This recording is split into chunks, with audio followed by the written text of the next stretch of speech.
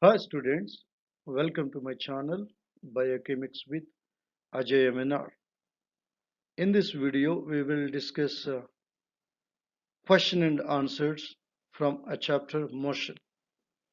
In the previous video, we have discussed a few questions and answers, and in this video, we are going to discuss rest of the questions from motion chapter. These question and answers include like graphical methods, calculations, and numericals. Everything is there. It's discussed very clearly. Watch it and make a note of it. If you have any doubts and queries, message to me. After watching this, please like it, share it, and subscribe it. Thank you. All the best.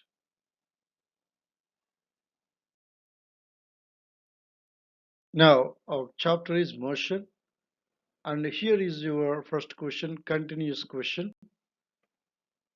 What is the nature of the distance time graphs for uniform and non-uniform motion of an object? Children, we have discussed two types of graphs. One is distance time graph, and another one is a velocity time graph. So here in the question, it is given from distance time graph. We have to calculate uniform and non-uniform motion of an object. So we have to find out the nature, right? Now the answer is for uniform motion, the distance time graph is a straight line, as we discussed. And if a straight line, if the slope of graph is straight, that is said to be a uniform motion. Object is said to be moving in uniform motion. On the other hand, the distance time graph of an object in non-uniform motion is a curve. If the slope is not uniform, not straight, other than a curve or zigzag, whatever the pattern may be, if it is not straight, then we say that object is moving with non-uniform motion. See here in this picture, distance time graph, there are three different types of object speeds are given: object A, object B, object C, and these speeds are represented by different colors. And here all these three are moving uniform speed because a slope is straight completely. But after these three, the one which is moving with a high speed is A, since it took less time to cover more distance. After that, we can say it is B is moving, and after that C travels a distance, less distance in more time, whereas A travels more distance in less time. Now, if you see here, these three objects are moving, though there is a difference in their speeds, but they are moving with a uniform speed. That's why the slope is straight here, straight line. And if you observe other thing like this one, this graph, in this you see the slope indicates the speed of an object. Its slope is not straight here, it is curved. First it started slowly, then gradually it increases its speed. So from this graph we can understand that given object is moving with non-uniform motion. So this is the information that we can get from distance time graphs for uniform and non-uniform motion of an object. Now, the first graph describes the uniform motion and the second one describes the non-uniform motion. This is about the answer. Now, and the next question is, what can you say about the motion of an object whose direction time graph is a straight line? So speed, the slope of the graph is straight, that means it shows, and which is parallel to the time axis, that means x-axis. The slope is straight, but it is not steep. it is parallel to the x-axis, time axis. How can you interpret this one? Now we'll see answer. The distance time graph can be plotted as follows. We'll see how it is plotted. See this one. Here you see x-axis, on x-axis time is mentioned and on y-axis distance is mentioned. And you see the slope, the straight line which is in red color, that line is parallel to the time axis or x-axis. In this case, we can say from this graph, object is not moving at all. It is in rest condition. Time is passing away, but distance is not covered at all from that particular place. So from this graph, we can understand that object is in rest. When the slope of the distance time graph is a straight line and that straight line is parallel to the time axis, then the object is at the same position as time passes. Same position means it's at rest position. It's not moving at all. If this line, red line, is a slope or steep, like a steep, straight steep, then we can say object is moving with constant speed or uniform speed. But here the slope is a line is parallel to the x-axis. It indicates that object is not moving at all. It is in rest position. Clear?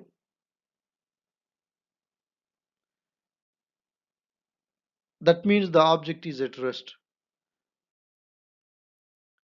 And now we'll see the next question. What can you say about the motion of an object if its speed time graph or velocity time graph is a straight line parallel to the time axis or x-axis? Here actually a previous one, it's about a distance time graph. Here it is speed time graph. In play you can take it as velocity time graph also. In this, the straight line is parallel to the x-axis. What does it mean? Now we'll see the answer. The speed time graph can be plotted as follows. And see this picture here. On x-axis time is taken, on y-axis velocity is taken or speed is taken there. And the blue line, which is straight line, which is parallel to the time axis or x-axis. That means velocity means what? Rate in change of speed or rate in displacement. Rate in change of displacement. That means object is moving with certain velocity, but throughout the journey it's maintaining same velocity. In that condition, if there is no change in the velocity of an object, if there is no change in the speed of an object, the line will be like this, that is parallel to the x-axis. Since there is no change in the velocity of the object, no change in the velocity of the object at any point of time, from 0 to last, from any point of time, there is no change.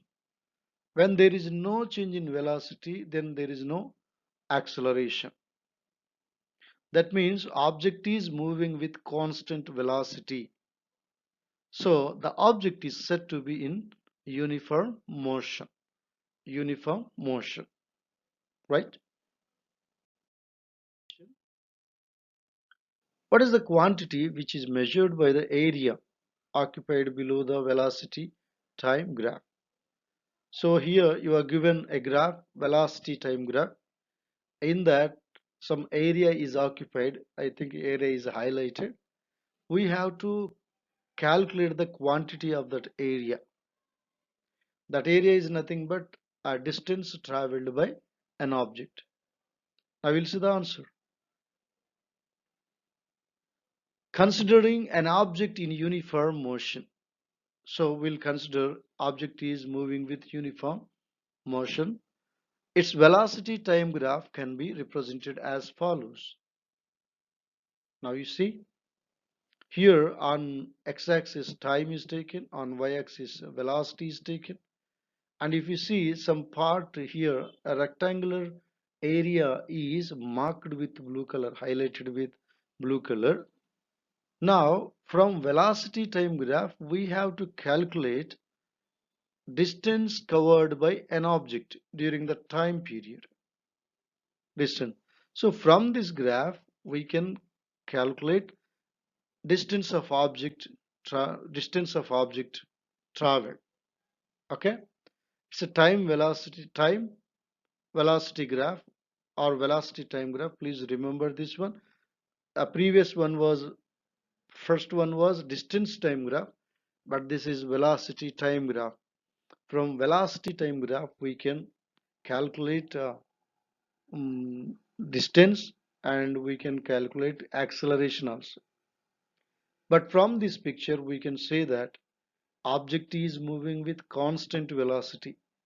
There is no change in the velocity, hence there is no acceleration, and acceleration is zero here, but object is moving with constant velocity and it covered some space, some volume.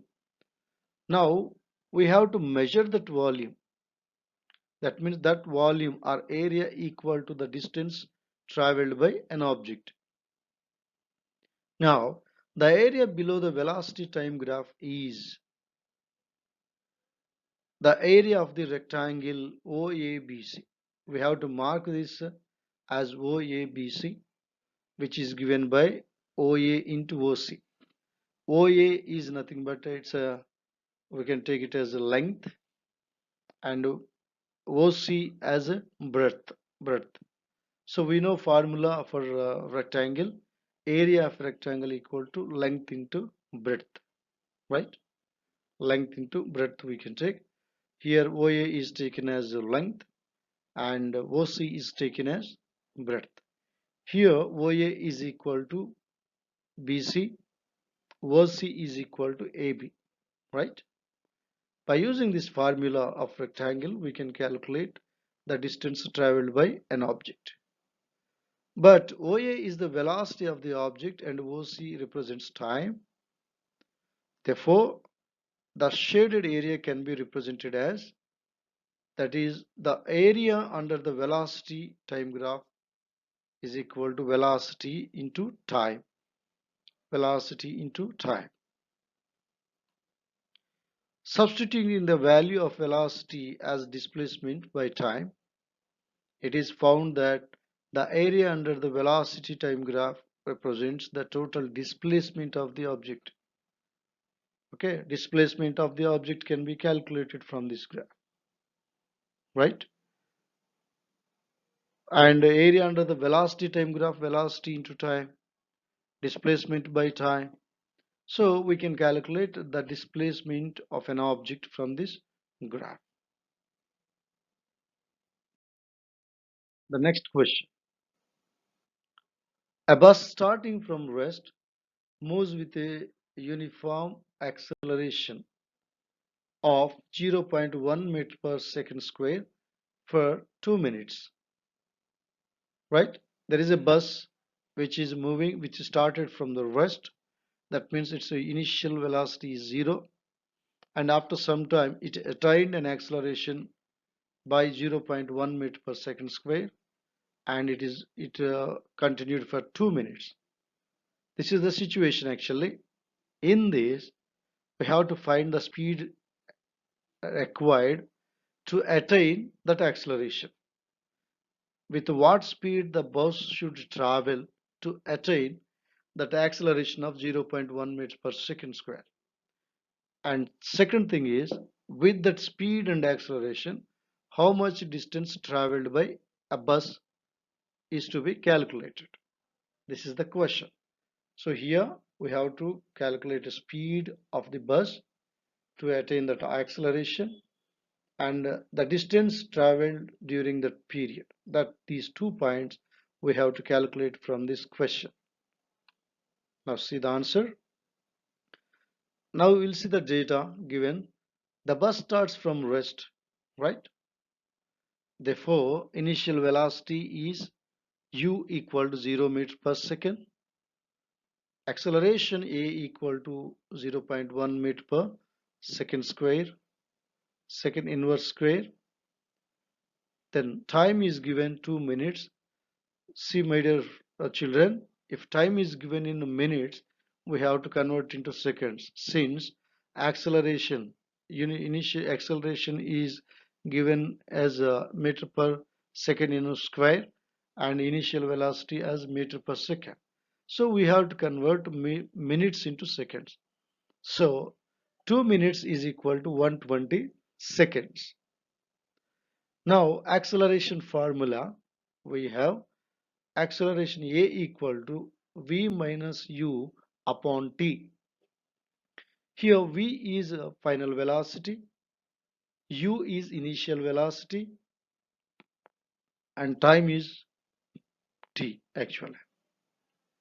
Therefore, final velocity, we have to find out final velocity here because we are given acceleration, we are given initial velocity, and we are given time. So we have to find out final velocity to be found to calculate speed, right? So final velocity v equal to a into t plus u initial velocity. Then if you substitute these values in this formula, now a equal to 0.1 meters per second square into time 120 seconds plus initial velocity 0 meter per second. Now it comes around 12 meters per second. 12 meters per second it comes around, right? Therefore, final velocity v is 12 meters per second. Now we got initial velocity, we got final velocity, we have acceleration, we have time. Now we have to find out distance, right? So here final velocity means we can final speed. Also we can say it's a SI unit also meters per second. Now second part, as per the third motion equation, we have three equations over here, and after them for third equation we'll use, that is 2 acceleration into displacement or distance is equal to v square minus u square. 2as equal to v square minus u square. This formula, derivation, everything we will learn in the next classes. Since a equal to 0.1 meters per second square, v equal to 12 meters per second, u initial velocity equal to 0 meter per second, and the time t is equal to 120 seconds. So the following value for s, here s refers spacious distance, that can be obtained like this, right? Now distance equal to, from this let us rewrite this formula, s equal to v square minus u square upon 2a. Now 12 square, v square is 12 square minus u square is 0 square upon 2 into acceleration 0.1. Now you will get 12 twelves 144, and 144 by 2.2 into 0.1, and finally you will get 720 meters of distance. 144, 720 meters of distance, right? The speed acquired is 12 meters per second, and the total distance traveled is 720 meter. If you calculate this everything, and you will get it. Now the next question, a train is traveling at a speed of 90 kilometers per hour. Brakes are applied so as to produce a uniform acceleration of minus 0.5 meters second inverse square. So there is a train, it's already traveling with a speed of 90 kilometers per hour. A station is approaching and a locopilot applied brake over there to produce uniform acceleration of minus 0.5 meter per second square. It means minus negative means when brakes applied, automatically velocity reduced gradually. That negative, that reduction or retardation or deceleration, that condition is called deceleration or retardation. It is shown by negative value, right? Now find how far the train will go before it is brought to rest. So if after applying brakes to bring the deceleration of minus 0.5 meters per second square, and after that how much distance it should travel to come to the rest position after applying brakes, after attaining this deceleration or retardation, right? This is the question. Now we'll see answer here. A given initial velocity 90 km per hour, that we have to convert into meters per second. If you convert it, it comes 25 meters per second initial velocity. Now final velocity v equal to 0. Why it is 0? And the question itself is given. It is brought to rest. Rest means it is 0 only. That is the final velocity. 0. Acceleration is given, that is minus 0.5 meters per second square. It means acceleration velocity is reduced uniformly. So deceleration or acceleration or retardation we can say, right? Now, as per the third motion equation, like we used previous one, here they asked to find out the distance. In the previous question also they are asked us to find out distance from the given data. Here also we are asked to do so. So we use the same formula, v2 minus u2, that is equal to 2as. Now a distance traveled by the train s equal to v square minus u square upon 2a. Now let's substitute all the values in this formula. It's a final velocity, that means rest v square is nothing but 0 square and u square is 25 square upon 2 times 0 point minus 0.5. If you substitute value 625 are 625 by 2 into minus 1.5, that is minus 1. That means 6 minus 625 upon minus 1. Here minus and minus gets cancelled. Then it is 625 meters, right? 625 meters. That means before coming to rest, it traveled 625 meters with a velocity, with an acceleration of minus 0.5 meter per second square, right?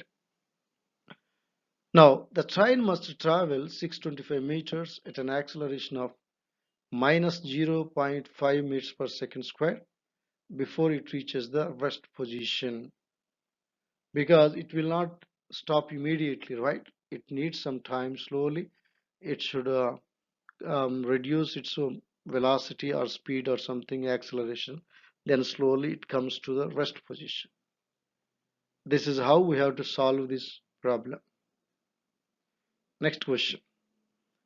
A trolley while going down an inclined plane. We see trolleys in supermarkets and all somewhere. We use for sometimes, no, we go to the first floor, second floor, we just use while coming, we use those trolleys also inclined.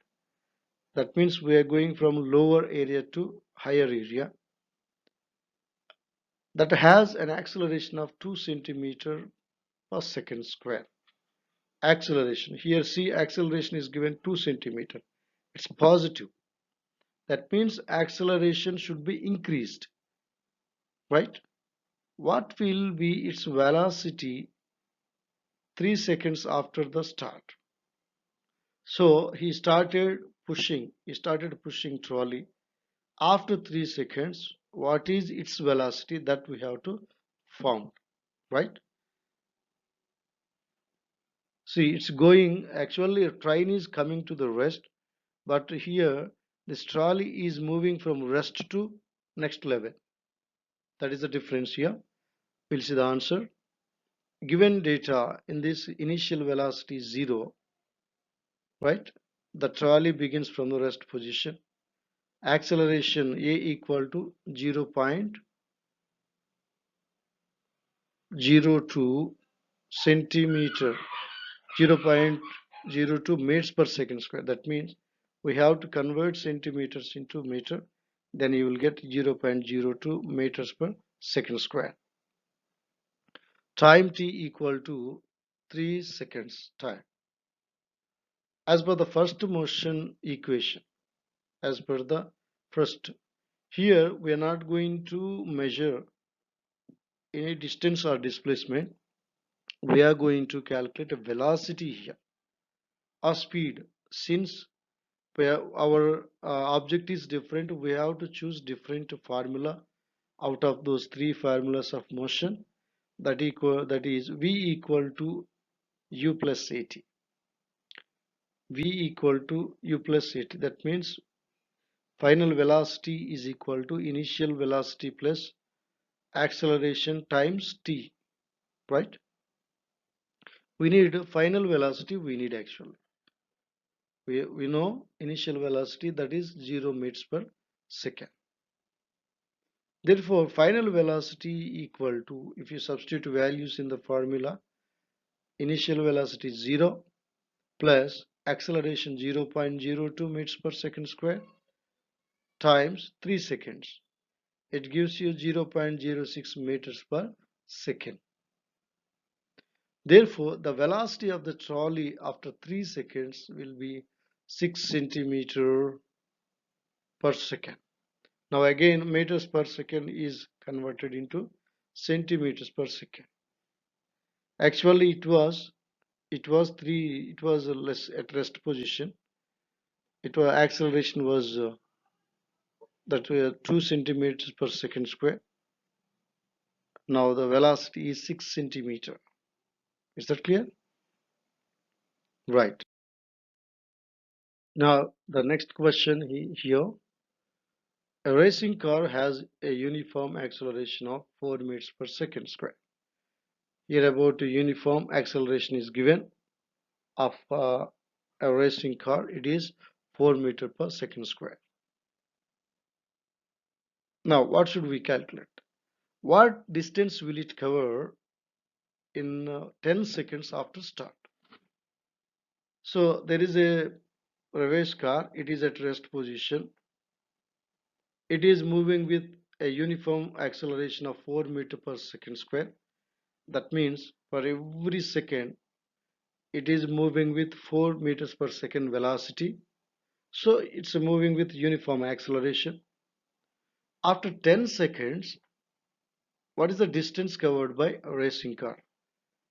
That's what we have to calculate. This tends to be calculated here. Now let's see answer. The car is initially at rest, so initial velocity is 0 meter per second. Acceleration is given as 4 meters per second square. Time period is given as 10 seconds. As per the second motion equation. See, my dear children, here there are three equations of motion. Already we have seen two equations. One is S equal to, this is S equal to ut plus half at square. Another one is V equal to u plus at. And second one, another one is 2as equal to v square minus u square. So we have to choose the suitable formula based on the given data. Here initial velocity is given, acceleration is given, time is given, but no final velocity is given. So no need of final velocity to calculate distance from this data. Hence we have chosen this formula here. Therefore, the total distance covered by the car S is equal to, substitute those given data into this formula.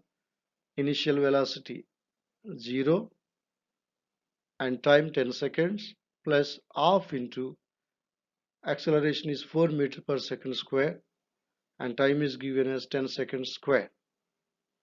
If you substitute all these values in this formula, you will get 200 meters, almost 200 meters. How 0 into 10, that is 0, half into 4, that 2 into 100, 200 meters. Finally, you will get 200 meters. Therefore, the car will cover a distance of 200 meters after 10 seconds. After 10 seconds. Right? This is the answer for this question. A in a vertically upward direction. Stone is thrown in a vertical upward direction with a velocity of 5 meters per second. So, if you throw a ball vertically upward direction, when it releases from your hand, it is at initial rest position.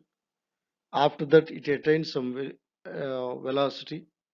After reaching its maximum distance, it will be rest again, right? So that ball is moving with a velocity of 5 meters per second upward direction. If the acceleration of the stone during its motion is 10 meters per second square in the downward direction, that means while coming back, automatically the velocity of object will increase since a gravitational force work on it. So while coming back, its acceleration is given as 10 meters per second square. Now from this data, we have to find out what will be the height attained by the stone and how much time will it take to reach there. That means, see, here height means distance covered by the stone, and to reach that maximum distance, how much time is taken. Here we have to calculate two things. One thing is we have to calculate its height, that means distance, and second one is time taken to travel that distance to be calculated here.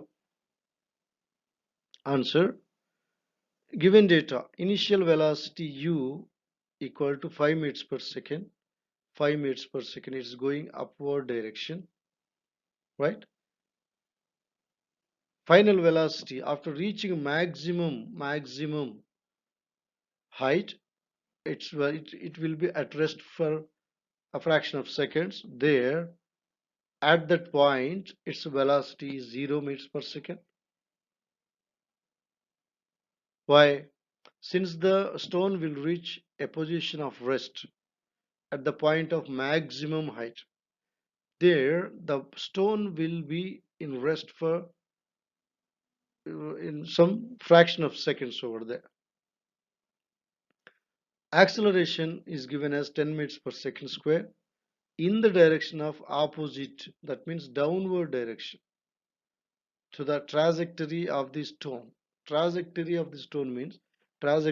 means a path, a curved path in which object is moving. That is called trajectory of the stone. That is given minus 10 to the power of 10 second inverse square, right? Now, as per the third motion of equation, so here we are given initial velocity, we are given final velocity, and we are given acceleration here, and we have to find out. So since final velocity also given, we have to go for third equation, that is v square minus u square, that equal to 2as. Now we'll see height traveled by an object or distance traveled by an object. Therefore, the distance traveled by the stone S is equal to right. Well, we have to write the formula. Rewrite the formula. That is initial velocity, final velocity v square minus u square upon 2a, 2a, 2 into a is given as 10 meter per second square. If you substitute values in this formula, you will get it distance 1.25 meters. That means minus 1 per 20, it's 25, 25 by 20, 25 by 20. It gives you almost 1.25 meters of height or distance. As per the first motion of equation, now we have to calculate time. In this formula, v square minus u square equal to a's formula, there is no quantity of time given. Hence, we go for another formula, that is v equal to u plus at. Here we have final velocity, we have initial velocity, we have acceleration. Now we have to calculate time here. Now, therefore, time taken the stone to reach a position of rest, maximum height time is v minus u by a. Final velocity minus initial velocity upon acceleration. If you substitute values in this formula, so final velocity is 0 meter per second, initial velocity 5 meters per second upon acceleration. That means coming down, opposite direction, right? Opposite direction. That is minus 10 seconds. So it gives you minus 5 upon minus 10. Minus minus gets cancelled. It gives you 0.5 seconds. So while coming down, since gravitational force pull a stone towards itself, its velocity gradually increases.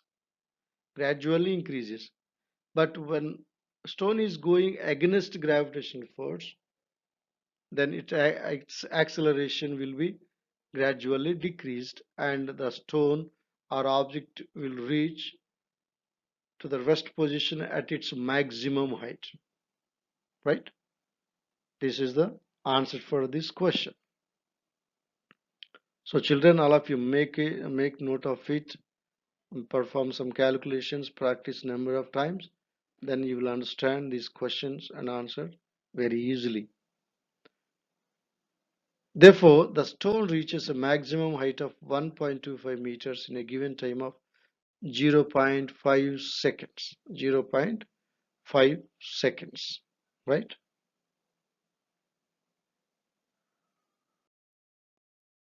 The next question. An athlete completes one round of circular track. So there is a circular track, running track, we can say. In that, an athlete is running and he completes one round. One round. The circular track diameter is 200 meters. 200 meters. Diameter is 200. Total circumference 200 meters. And that 200 meter race he completed in 40 seconds. He completed in 40 seconds. Circular track. What will be the distance covered and the displacement at the end of 2 minutes 20 seconds? One round he completed in 40 seconds. He just continue in running for about 2 minutes 20 seconds. That means almost 140 seconds. At the end of 140 seconds, what is the distance covered by that athlete and what is his displacement? Already we have discussed a same kind of question about a farmer walking along the boundaries of his rectangular square field. We already solved here. Instead of square field, it is given circular track, right? We'll see the answer. Given data, we'll see diameter of the track D equal to 200 meters. Therefore, the circumference of the track, circumference, it is pi into D, that equal to 200 pi meters. Distance covered in 40 seconds is given as 200 pi meters. Circumference, total circumference. Distance covered in 1 second, that equal to distance equal to that is total, right? 200 pi upon 40 seconds. Distance covered in 2 minutes and 20 seconds, that means in 140 seconds is 140 into 200 pi upon 40 meters. That gives you 140 into 200 into 22 upon 40 into 7, because pi is equal to 22 by 7. Then you will get approximately almost equal to 2200 meters. Actually, one complete round is 200 meters. He taken 40 seconds to complete 200 meters, but he ran in the circular track for about 140 seconds. After 140 seconds, how much distance that particular athlete covers is 2200 meters. Number of rounds completed by the athlete in 140 seconds. How many rounds he completed? One round is 200 meters, right? In 140 seconds, 140 by 40 seconds, that equal to 3.5 rounds. He will count, right? In 40 seconds, he completed one round. In 140 seconds, he completed 3.5 rounds. 3 complete rounds and 1/2 round. Therefore, the final position of the athlete is at the opposite end of the circular track. Why? Here he completed 3 full rounds. Hence, his displacement is 0, because his starting point and ending point both are same. But in the fourth round, he completed only half a round. That means he will be exactly opposite to the starting point, right? Therefore, the net displacement will be equal to the diameter of the track, which is 200 meters, right? Exactly opposite. Diameter is given 200 meters. So the distance from this end of circle to that exactly opposite end of the circle is 200 meters. His net displacement is 200 meters, but his distance is around 3 round, each round 200 meters. The diameter 205 meters actually it is given, right? Therefore, the net distance covered by the athlete is 2200 meters, and the total displacement of the athlete is 200 meters, right? Next question. Joseph jogs from one end A to the other end B of a straight 300-meter road in 20 minutes 30 seconds. Yeah, Joseph started walking in the morning. The total length of that track, that whatever the road is, 300 meters. He took 2.5 minutes to complete it. That means almost 150 seconds. And then turns around and jogs 100 meters back to point C in another 1 minute. That means he completed one side, that is 300 meters, and after completing that he returned and he covered 100 meters back at point C. That means he did not cover 300 meters. He covered only 100 meters in another 1 minute. For to complete 300 meters, he took 150 seconds, and to complete 100 meters, he took 60 minutes. Right? This is the data we have. What are Joseph's average speed and velocities in jogging? So we have to calculate average speed and velocity in jogging. Right? Right. From A to B and from A to C. We have to calculate average speed from A to B and velocity from A to B, and we have to calculate average speed from A to C and velocity from A to C. Answer: here given data. A distance covered from point A to B is 300 meters. Distance covered from point A to C, that is 100 meters. Now the total distance covered from A to C is 300 meters plus 100 meters, that is equal to 400 meters. Time taken to travel from point A to point B equal to 150 seconds. That means 2.5 minutes, 150 seconds. Time taken to travel from point A to point C, that equal to total already 2.5 minutes. 2.5 minutes is taken, 150 seconds, and 1 minute 60 seconds. Total 210 seconds time taken to complete 400 meters of distance. Displacement from A to B, that equal to 300 meters. Since he is moving in one direction, his distance and displacement will be same. Displacement from A to C is, that means displacement, we say that the shortest distance between starting point and ending point.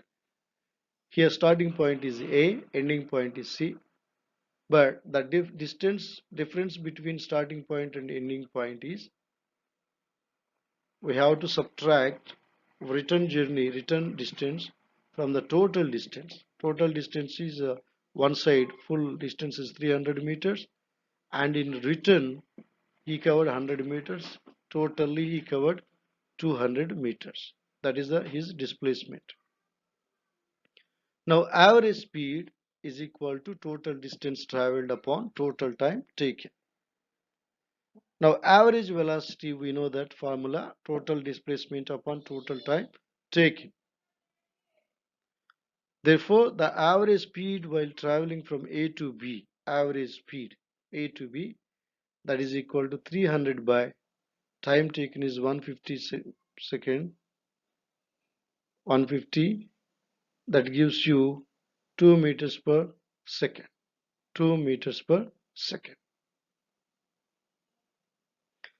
Average speed while traveling from A to C, that equal to 400 meters by total time taken is 210 meters, 210 seconds, that equal to 1.9 meter per second.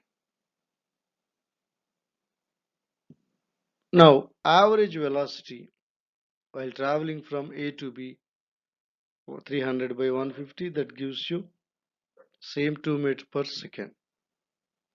Now average velocity while traveling from A to C, same 210, 200 by 210, it gives you average A to C, average velocity 200 by 210. That means shortest distance, that equal displacement is 200 by time taken is 210, that gives you 0.9 meter per second. So this is how we can calculate average speeds and average velocities from A to B and from A to C. Clear?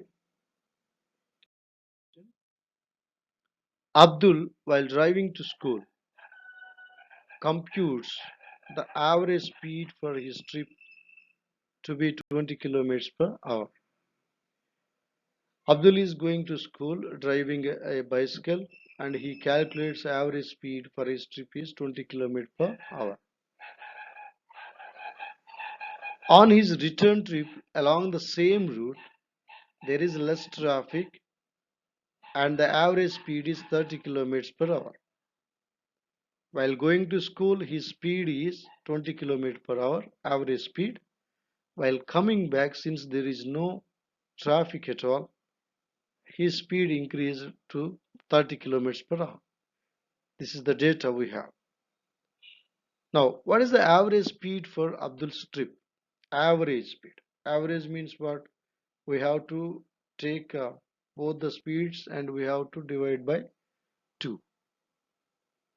Answer: distance traveled to reach the school equal to distance traveled to reach the home. Distance remains same, but due to difference in traffic and all, there is a change in his average speed, right?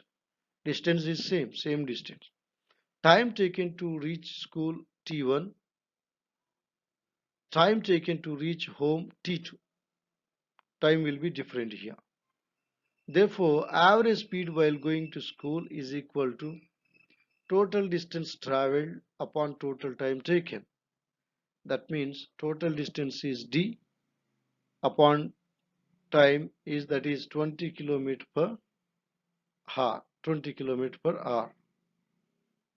Now, average speed while going home, that equal to total distance traveled upon total time taken, that equal to d by t2, that equal to 30 kilometers per hour.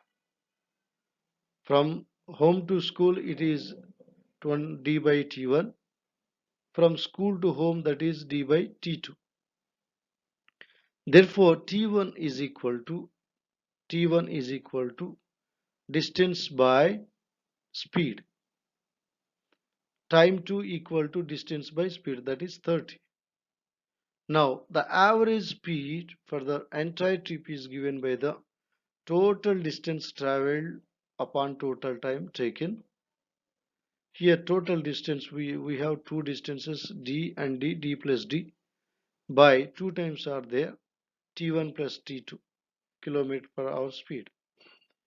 Now if you substitute 2d upon d by 2 plus d, 2d upon d by 20 plus d by 30 kilometer per hour.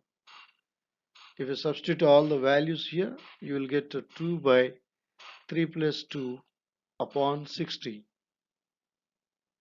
Then you will get 120 by 5 kilometers per hour. Then finally you are at 24 kilometers per hour speed, average speed. That means his average speed is 20 kilometers per hour. 20 kilometers per hour.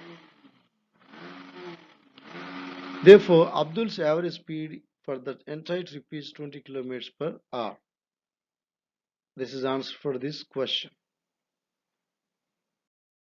Next question. A motor boat starting from rest on a lake accelerates in a straight line at a constant rate of 3 meters per second square for 8 seconds. There is a motor boat. It's moving on a lake, that means on water. It started from the rest and it traveled for 8 seconds. In that 8 seconds, it attains a constant rate. Acceleration is 3.0 meters per second square. This is the data we have, right? Now, how far does the boat travel during this time? That means we have to calculate the distance traveled by boat in 8 seconds with an acceleration of 3 meters per second square. We have to calculate the distance here. Answer: the data given here is initial velocity of the boat 0 meter per second. Acceleration of the boat is 3 meter per second square. Time period is given as 8 seconds. As per the second motion equation. Second motion equation is, what is the first equation? V equal to U plus AT. Second is equal to S equal to UT plus half AT square. Third equation is 2AS is equal to V square minus U square. Here there is no final velocity given. That's why we choose this formula. We have initial velocity, we have time, we have acceleration here. Therefore, the total distance traveled by boat in 8 seconds is u 0 meters per second plus t, that is time is half into velocity, acceleration is 3 and time is 8 square. It comes you around 96 meters of distance traveled by a motorboat in 8 seconds with an acceleration of 3 meter per second square. So therefore the motorboat travels a distance of 96 meters in a time frame of 8 seconds, right? Next question. A driver of a car traveling at 52 kilometers per hour, he applies the brakes and accelerates uniformly in the opposite direction. See, a bus is traveling, a car is traveling here with a speed of 52 kilometers per hour. Then he applied a brake and slowly he reduced its velocity. The car stops in 5 seconds. To come a car to rest position, it took 5 seconds. Another driver is going at 3 kilometers per hour, 3 kilometers per hour in another car, applies his brakes slowly and stops in 10 seconds. On the same time graph paper, plot the speed versus time graphs for the two cars. Which of the two cars traveled farther after the brakes are applied? This is the question. Different cars are given, they are traveling with different speed and they have taken different time to come to rest position. Based on this data, we have to plot a graph for these two cars. And which of the two cars traveled further, that means more distance after the brakes are applied? This is the question we have. Now you see here we have a graph here. Car A which is given in blue color, car B which is in red color. This is retardation actually. Retardation, right?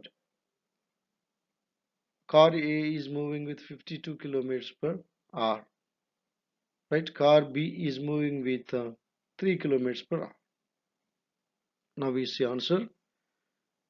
The speed versus time graph for the two cars can be plotted as follows. The total displacement of each car can be obtained by calculating the area beneath the speed time graph. Area beneath the speed diagrams. If you see here, for car A, we can see a triangle. That area, that triangle under the triangle, that is the area or distance covered by car A after applying the brakes. Similarly, car B also has a triangular shape, and that is the triangle shape is the one which is the area covered by car B. Therefore, displacement of the first car is equal to area of triangle ACB or AOB, right? AOB. A formula of triangle is right now area of triangle is half into base into height. Base OB is equal to 5 seconds time. OA is equal to 52 kilometers per hour. That gives you, if you apply this formula here, that is 52 kilometers per hour is equal to 14.44 meters per second. Now we have to substitute these values in the given formula here. The area of this triangle AOB is given by half into 5 second into 14.4 meters per second. That gives you finally 36 meters. That means after applying brakes, the car travels 36 meters in 5 seconds and came to the rest position, right? 36 meters it traveled in 5 seconds, then it came to rest position. Now The displacement of the second curve is given by the area of the triangle. Again, it is COD. COD. Now same, half into base into height. Here base is OD, height is OC actually. But OC equal to 10 seconds, OC equal to 10 seconds, and OC that is 3 kilometers per hour. 3 kilometers per hour, that is OC. If you convert into meters per second, that is 0.83 meter per second. Therefore, area of triangle COD is equal to half into 10 into 0.83. That gives you 4.15 meters. 4.15 meters.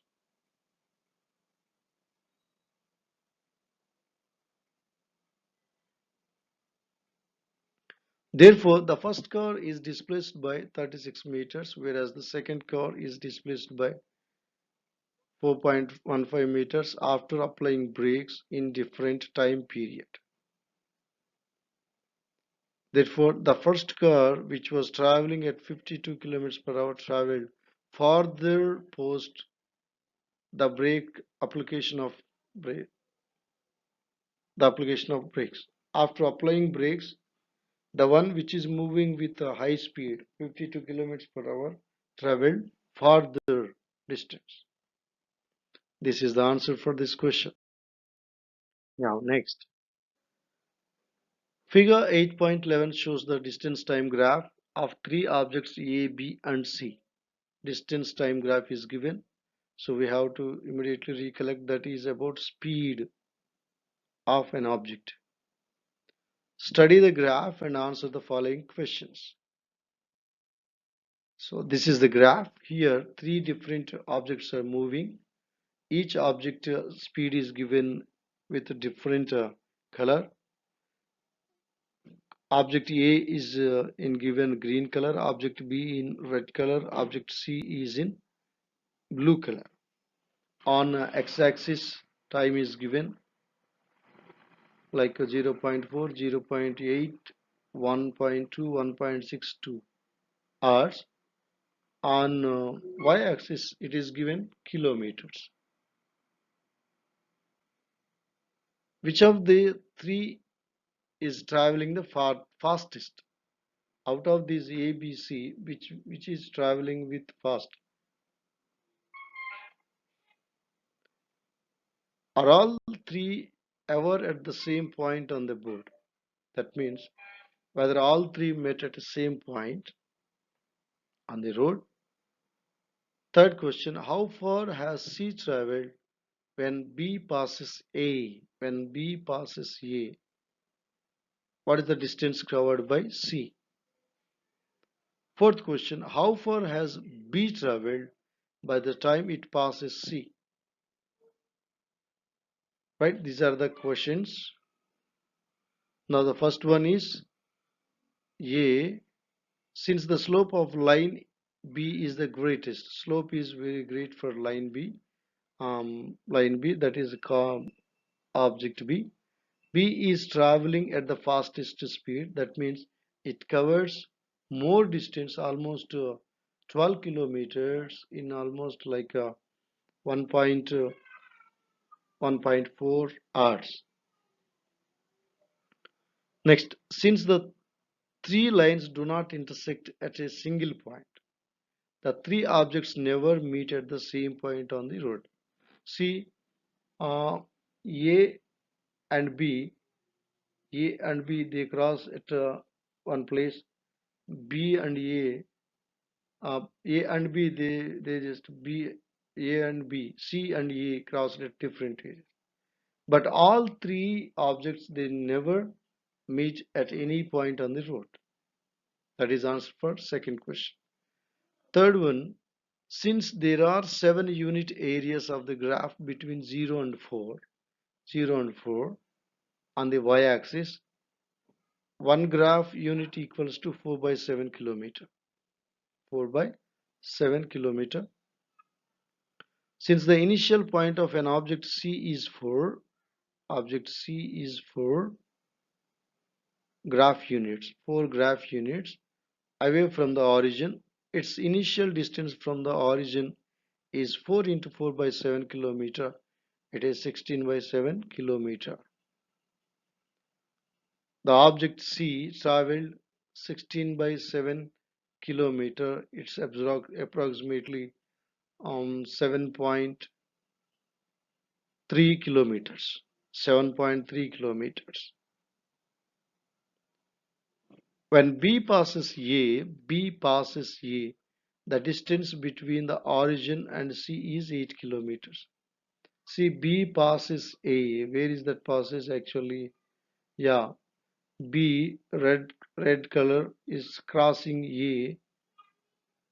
It crossing A at almost 8 kilometers.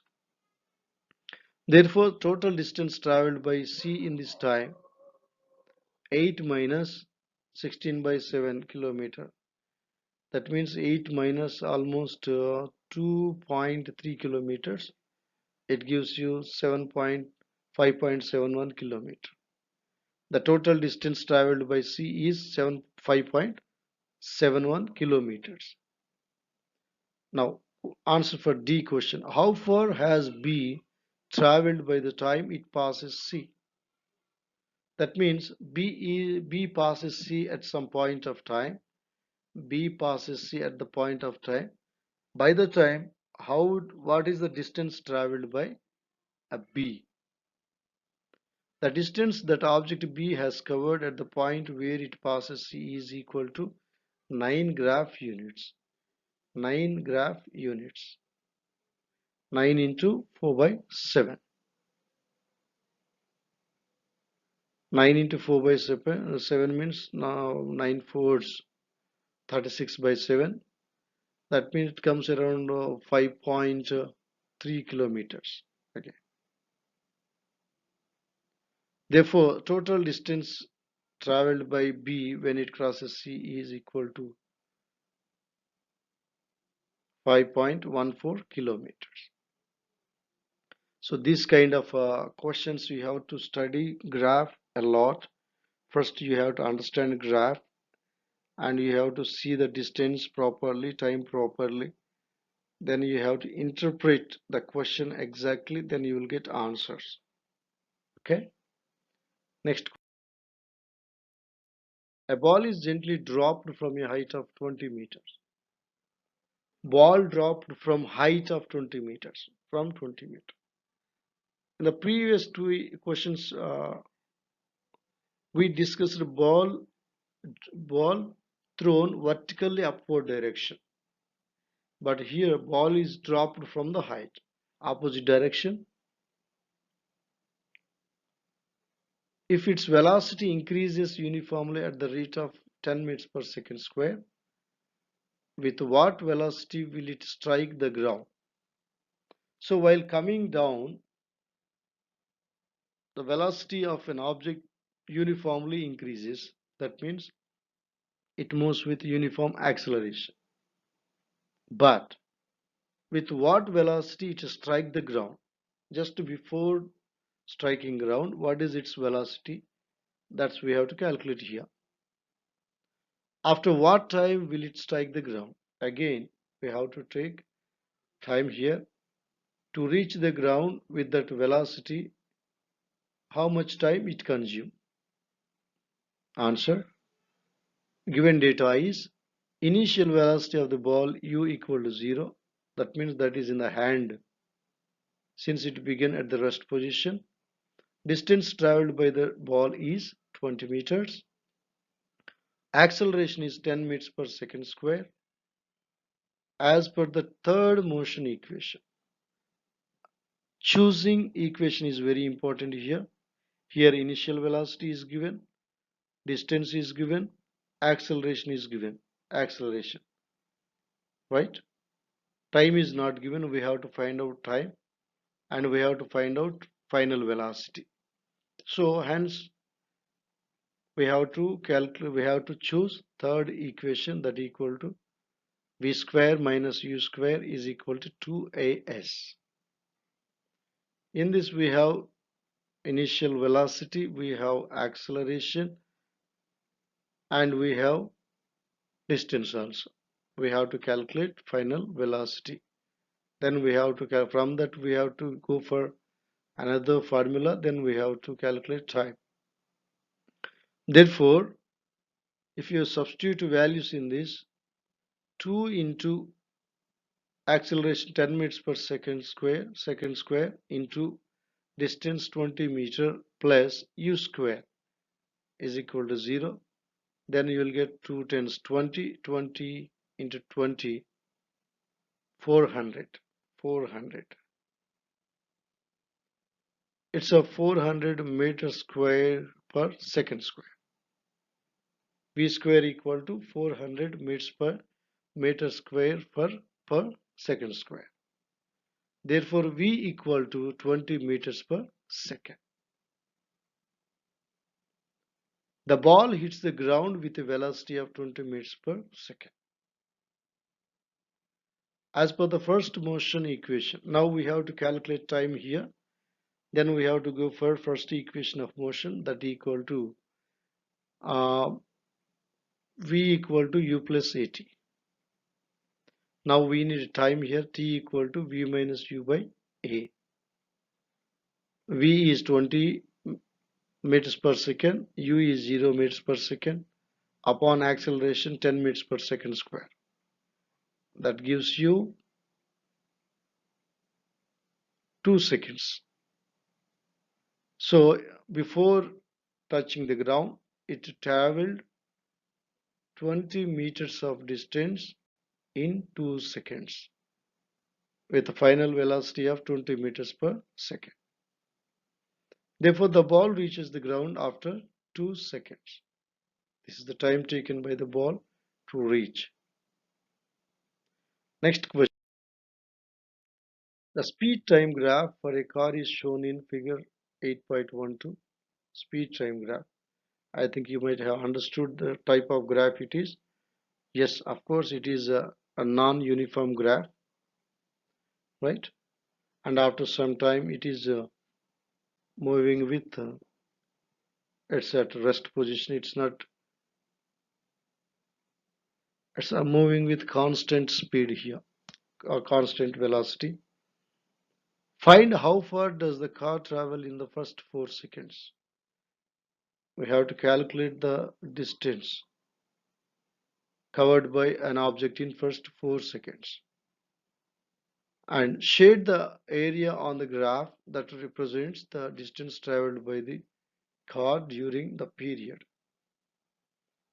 Second question, which part of the graph represents uniform motion of the car? Answer, this is the graph. We have to shade it out. A. Answer for A, question A. The shaded area represents the displacement of the car.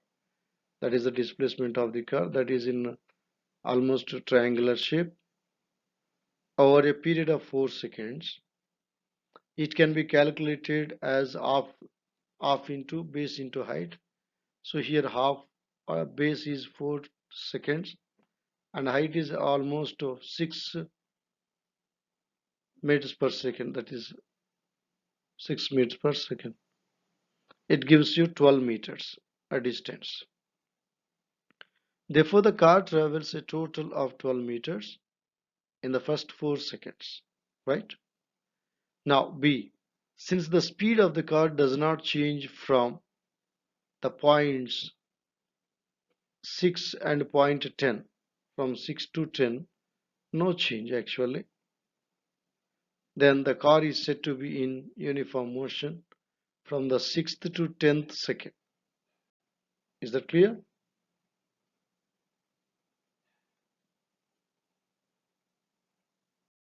Next question.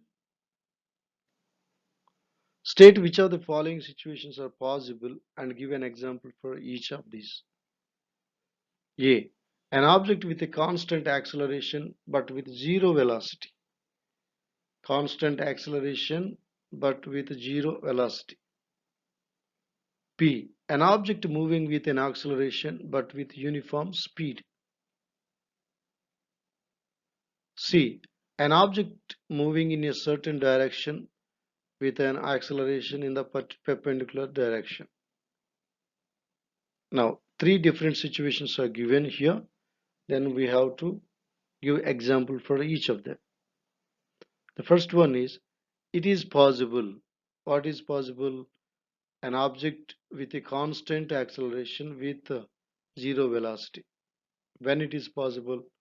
If an object thrown up into the air has a constant acceleration due to gravity acting on it. However, when it reaches its maximum height, its velocity is zero. That means a stone thrown up vertically, that is the example for this situation.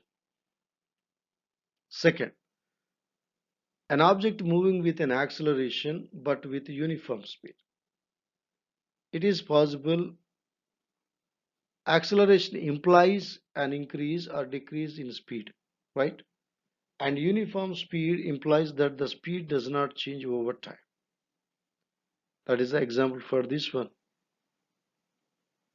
Third one, an object moving in a certain direction with an acceleration in the perpendicular direction. See, circular motion is an example of an object moving with acceleration but with uniform speed. An object moving in a circular path with uniform speed is still under acceleration because the velocity changes due to continuous changes in the direction of motion. If an object is moving in a circular motion, it's a tangent. Its acceleration will be perpendicular to the point where object is at that instant time. C. It is possible for an object accelerating in a circular trajectory, the acceleration is perpendicular to the direction followed by the object. Right? These are the three situations we can give example for the above said questions. Now, an artificial satellite is moving in a circular orbit of radius 42,250 kilometers. Calculate its speed if it takes 24 hours to revolve around the Earth. There is a satellite which is revolving around the Earth, and the orbit, circular orbit is, its orbit is of radius is 42,250 kilometers. If it travels 24 hours, then with what speed it should travel to revolve around the Earth?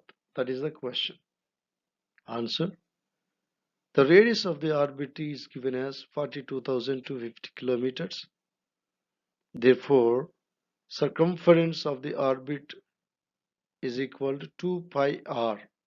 2 into pi into r. That means 2 pi into r is 42,250 kilometers.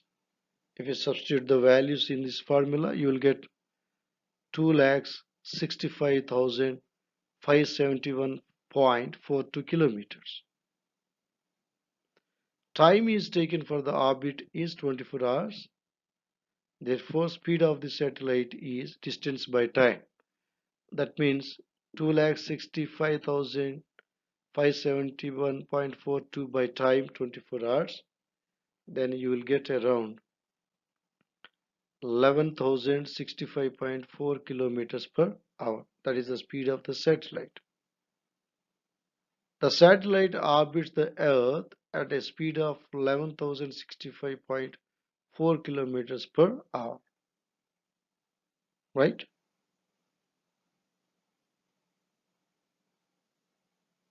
I think we have covered all the question and answers here. I think you all enjoyed this video. If you have still any queries and doubts, and please message me and I'll clarify. And don't forget to like it, share it, and subscribe to this channel. Thank you. All the best.